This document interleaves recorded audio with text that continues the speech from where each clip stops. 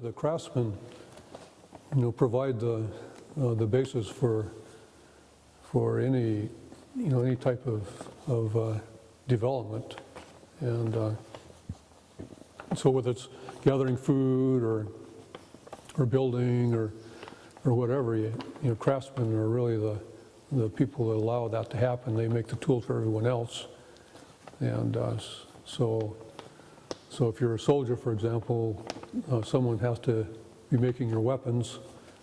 If you're